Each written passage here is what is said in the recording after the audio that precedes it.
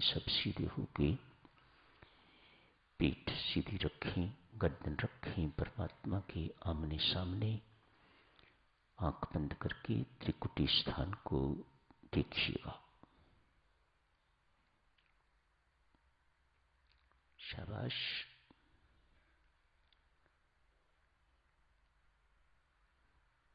दो बाहों के बीच स्थान त्रिकुटी स्थान, आज्ञा चक्र, आप जी का तीसरा नेत्र।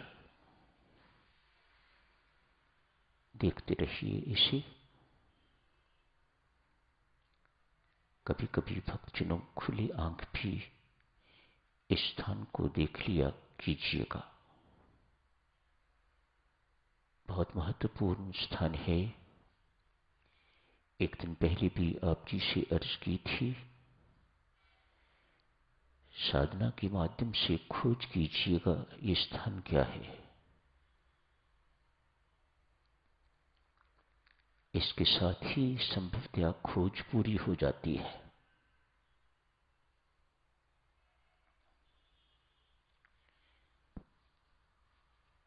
भीतर ही भीतर प्रियतम परमात्मा को याद कीजिए, अपने राम को याद कीजिए, सबके राम को याद कीजिए। जिसमें सब रमते हैं वह राम, जो सब में रमता है वह राम। ये केवल योगियों साधुओं का ही राम नहीं,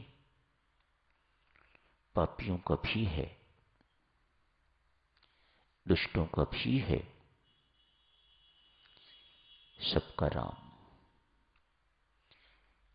ऐसे राम को प्रेम पूर्वक याद कीजिए, भक्ति पूर्वक याद कीजिए। उसकी दया को, उसकी उदारता को, उसकी करुणा को, उसकी कृपा को खूब याद कीजिए, धन्यवाद सहित याद कीजिए। अपनी कृतज्ञता, अपना आभार उन महानतम के प्रति व्यक्त कीजिए।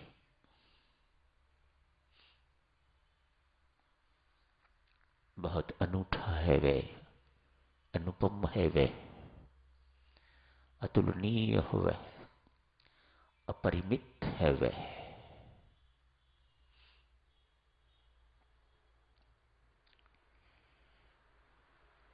बड़े आदमी के साथ बैठना,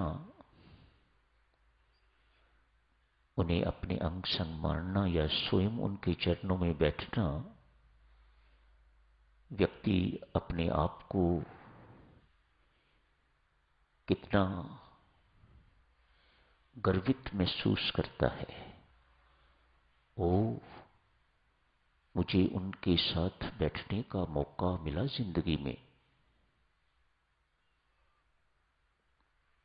वह जिसके साथ आप सदा बैठें, आपके गर्व की तो कोई सीमा ही नहीं होनी चाहिए।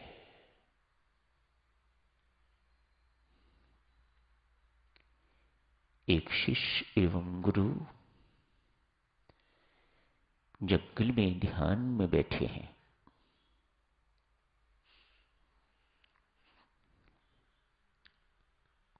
शिष्य ने शेर के आगमन का संकेत देखा, महसूस किया।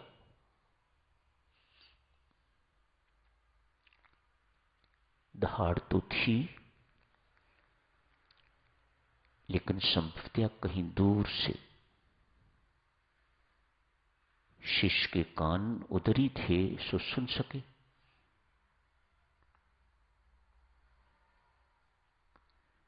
उसके बाद शिष्य की आंख बंद नहीं हुई।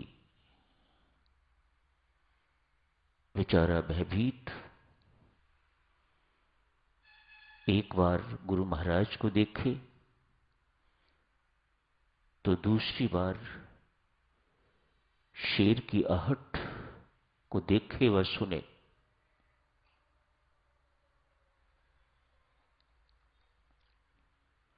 अपनी आंखों से देखा उसने शेर को आते हुए, मानो मृत्यु को आते हुए देखा।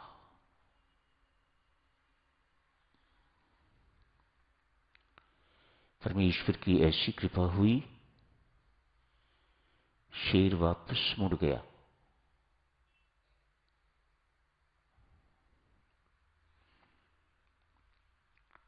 शिष्य फिर आंख बंद करके ध्यानस्थ हो गया। अब की बार संभवतः ज्यादा अच्छा ध्यान लग रहा था। परमेश्वर की कृपा उसके संरक्षण को याद करते करते, जो उसने रक्षा की, मृत्यु से बचाया, उसे याद करते करते शिष्य का ध्यान भी लग गया। ध्यान की अवधि समाप्त होने पर दोनों उठे।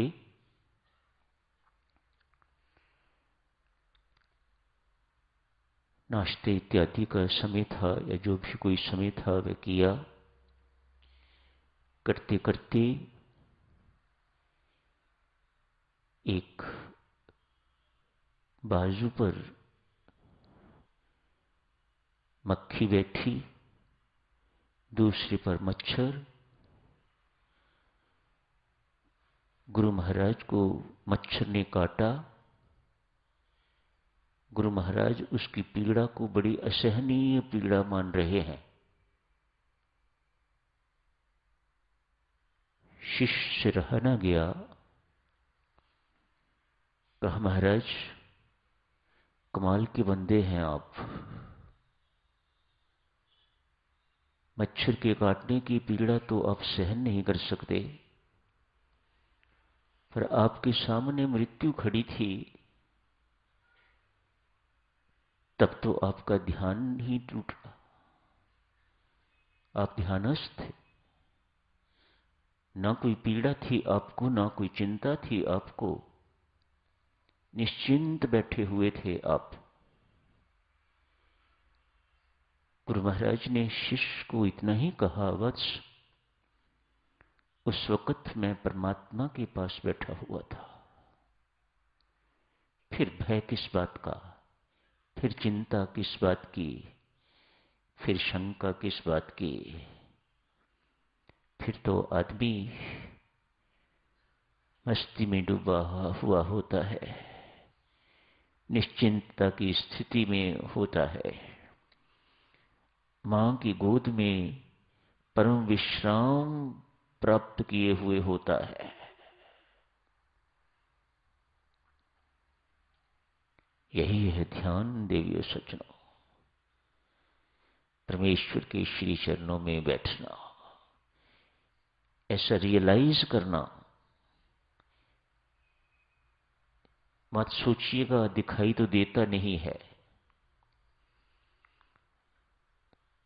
महसूस कीजिएगा वह परमात्मा कण कण में व्याप्त है।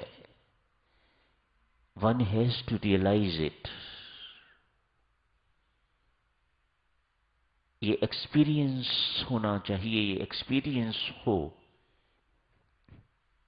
इसी को गॉड एक्सपीरियंस कहते हैं।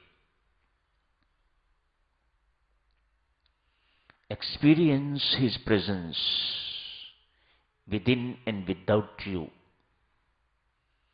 अपने भीतर एवं बाहर, सर्वत्र।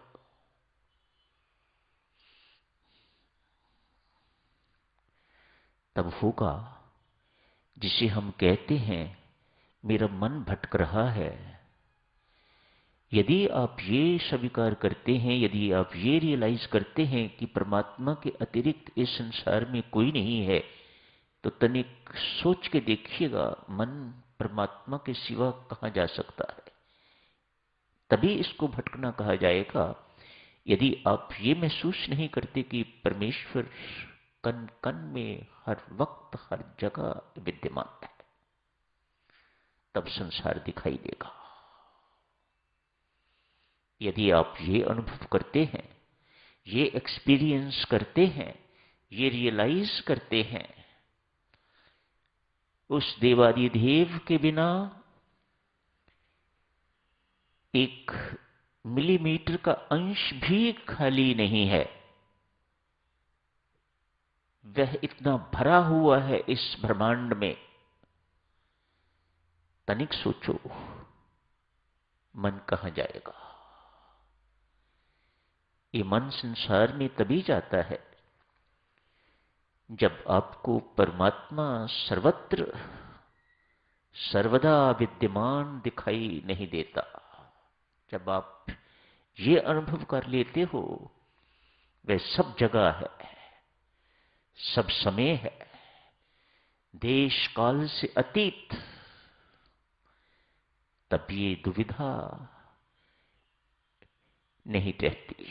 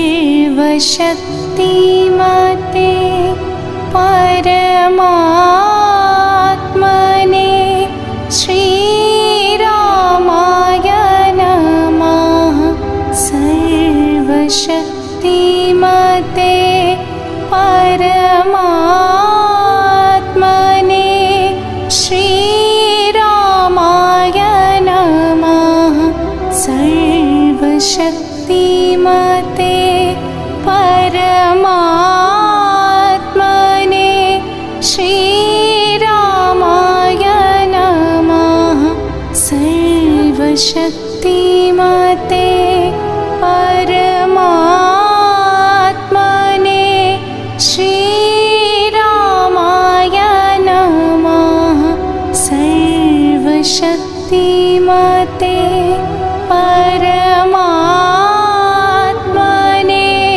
श्रीरामाय नमः। सर्वशक्तिमते परमात्मने श्रीरामाय नमः। सर्वशक्तिमते परमात्मने श्रीरामाय नमः। सर्वशक्तिमते परमात्मने श्रीरामाय नमः। सर्वशक्तिमते परमात्मने श्रीरामाय नमः। सर्वशक्तिमते